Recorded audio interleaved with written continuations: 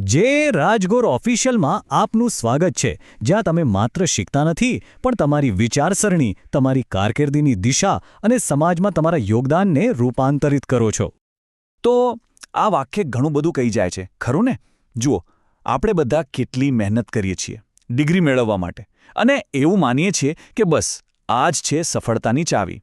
અને સાચું કહું તો હા, એ તમને કંપનીના દરવાજા સુધી તો ચોક્કસ લઈ જાય છે. પણ સવાલ એ છે કે એ દરવાજાની અંદર ગયા પછી શું? ત્યાં તમારી ડિગ્રી નહીં પણ તમારું વર્તન, તમારું બિહેવિયર એ નક્કી કરે છે કે તમે કેટલા આગળ વધશો. આ એક એવો અલિખિત નિયમ છે, એક એવું સિક્રેટ છે જે કોલેજમાં કોઈ શીખવતું નથી. અને આજે આપણે આ જ રહસ્ય પરથી પડદો ઉઠાવવાના છીએ. તો ચાલો શરૂ કરીએ. શૈક્ષણિક જગતમાંથી પ્રોફેશનલ દુનિયામાં જતી વખતે જે સૌથી પહેલો અને કદાચ સૌથી મોટો અવરોધ આવે છે એ કયો છે? આ એક એવો પડકાર છે જેનો સામનો લગભગ દરેક યંગ પ્રોફેશનલ કરે છે, ભલે પછી એમના માર્ક્સ ગમે તેટલા સારા કેમ ન હોય. આમાંથી કશુંક જાણીતું લાગે છે? જેમ કે સિનિયર્સ સાથે કેવી રીતે વાત કરવી એની મૂંઝવણ? કે પછી કંપની ખરેખર આપણી પાસેથી શું ઈચ્છે છે એ જ ન સમજાવું? ઓફિસના કલ્ચરમાં ફિટ થવામાં તકલીફ પડવી? અથવા તો કોઈ ફોર્મલ મીટિંગમાં કંઈક બોલતા પહેલાં ગભરાટ થવો? જુઓ, આ બધી એકદમ સામાન્ય સમસ્યાઓ છે, અને સારા સમાચાર એ છે કે આનો ઉકેલ છે, અને એ ઉકેલ એક કોર્પોરેટ શિષ્ટાચારમાં છુપાયેલો છે. હવે શિષ્ટાચાર કે એટિકેટ શબ્દ સાંભળીને ઘણા લોકોને લાગે કે આ તો બધી જૂની, બનાવટી વાતો છે. પણ ના, એવું બિલકુલ નથી. સાચો કોર્પોરેટ શિષ્ટાચાર એ દેખાડો કરવા માટે નથી.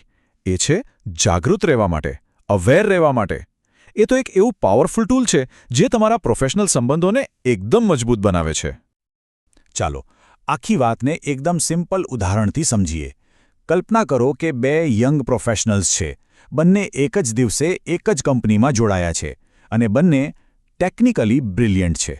પણ એમના વર્તનમાં રહેલો એક નાનકડો તફાવત એમની કારકિર્દીમાં જમીન આસમાનનો ફરક લાવી દે છે. અહીં સ્ક્રીન પર જુઓ. એક તરફ એ વ્યક્તિ છે જે વારંવાર સિનિયર્સની વાત કાપે છે, મીટિંગમાં કાં તો મોડો પહોંચે છે અથવા માંડ ટાઈમ પર અને એકદમ કેઝ્યુઅલ ટોનમાં વાત કરે છે. પરિણામ? એની ક્રેડિબિલિટી, એની વિશ્વસનીયતા ઘટે છે. હવે બીજી તરફ જુઓ. બીજો પ્રોફેશનલ એ આદરથી વાત કરે છે, હંમેશા સમયસર હોય છે અને બીજાના દૃષ્ટિકોણને માન આપે છે. પરિણામ? એનું પ્રમોશન ઝડપથી થાય છે. વિચાર કરો, બંનેની ટેકનિકલ સ્કિલ સરખી હતી, પણ એમની પ્રોફેશનલ ઇમેજ તદ્દન અલગ. આ જ છે કોર્પોરેટ શિષ્ટાચારની તાકાત. તો આ બધાનું મૂળ ક્યાં છે? આદર, સમયનું પાલન, ધ્યાનથી સાંભળવું, આ બધા ગુણો આવે છે વિનમ્રતામાંથી. અને આ કોઈ નવી વાત નથી, ખબર છે? હજારો વર્ષો પહેલાં શ્રીમદ્ ભગવદ્ ગીતામાં પણ સતત ગ્રોથ માટે વિનમ્રતા એટલે કે હ્યુમિલિટીના મહત્વ પર ભાર મૂકવામાં આવ્યો છે. ચાલો, એ શાશ્વત જ્ઞાનને આજના મોડર્ન કોર્પોરેટ વર્લ્ડના સંદર્ભમાં સમજીએ. ઘણીવાર કોર્પોરેટ જગતમાં વિનમ્રતાને નબળાઈ માની લેવામાં આવે છે, પણ ગીતાનું શાણપણ આપણને કંઈક અલગ જ શીખવે છે. એ કહે છે કે વિનમ્રતા એ જાગૃતિ છે, એ સ્વીકારવાની હિંમત છે કે મને બધું જ નથી આવડતું અને શીખવા માટે હંમેશા અવકાશ છે. અને એક વાત યાદ રાખજો, જે સતત શીખતો રહે છે એ જ ખરા અર્થમાં આગળ વધે છે. તો ચલો હવે આપણે બધા આપણી જાતને એક સવાલ પૂછીએ. શું આપણે ખરેખર સામેવાળાને સાંભળીએ છીએ, કે પછી આપણું મન તો ખાલી જવાબ શું આપવો એની જ તૈયારી કરતું હોય છે? કોઈ મીટિંગમાં, કોઈ ડિસ્કશનમાં શું આપણે બીજાને એમની વાત પૂરી કરવા દઈએ છીએ? જરા વિચારજો.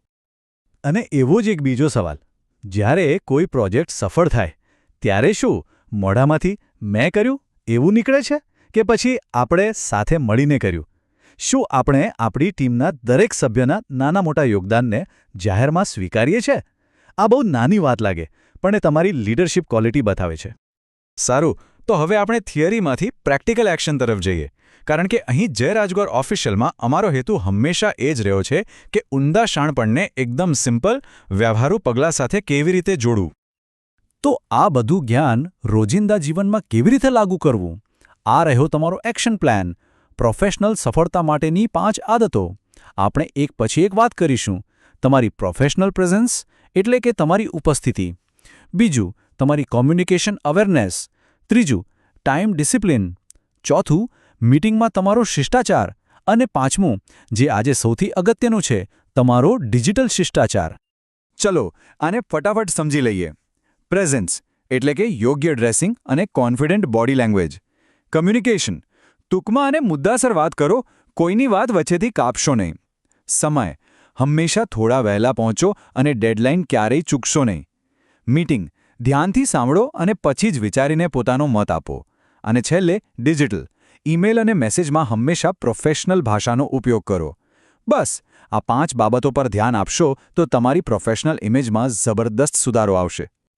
તો આ બધી આદતો જ્યારે ભેગી થાય ત્યારે એ શું બનાવે છે? એ બનાવે છે તમારી પ્રોફેશનલ ઓળખ, તમારો પર્સનલ બ્રાન્ડ. અને સૌથી સારી વાત એ છે કે આ બ્રાન્ડનું કંટ્રોલ સંપૂર્ણપણે તમારા હાથમાં છે. તો હવે સવાલ એ છે કે આજની આ બધી વાત સમજ્યા પછી આવતીકાલે ઓફિસમાં પગ મૂકશો ત્યારે તમે કેવી છાપ ઊભી કરવાના છો? હંમેશા યાદ રાખો, તમારી વ્યાવસાયિકતા એ જ તમારી બ્રાન્ડ છે. આ ફક્ત નિયમો નથી, આ તમારી એક મજબૂત પર્સનલ બ્રાન્ડ બનાવવા માટેના ટૂલ્સ છે. અને આ જ જયરાજ ગોરની કોર ફિલોસોફી છે. મને ખબર છે આ બધું એકસાથે કરવું કદાચ થોડું મુશ્કેલ લાગે, એટલે મારી એક સિમ્પલ સલાહ છે. આ અઠવાડિયે આમાંથી ફક્ત કોઈ એક જ આદત પર ફોકસ કરો. માની લો કે સમયસર પહોંચવાની, એમાં માસ્ટરી મેળવો. પછી આવતા અઠવાડિયે બીજી આદત ઉમેરો. ધીમે ધીમે આ બધું તમારી નેચરલ સ્ટાઇલ બની જશે. જો તમને આ વિશ્લેષણમાંથી કંઈક નવું શીખવા મળ્યું હોય તો વધુ આવા કરિયર ટ્રાન્સફોર્મિંગ કન્ટેન્ટ માટે જય રાજગોર ઓફિશિયલને લાઇક, શેર અને સબસ્ક્રાઇબ કરવાનું ભૂલતા નહીં. અને અંતમાં બસ એટલું જ યાદ રાખજો કે સફળતા કોઈ અકસ્માત નથી. એ તો રોજબરોજ સભાનપણે લેવામાં આવેલા નાના નાના નિર્ણયો અને કેળવવામાં આવેલી સારી આદતોનું પરિણામ છે. તમારી કારકિર્દી તમારા જ હાથમાં છે.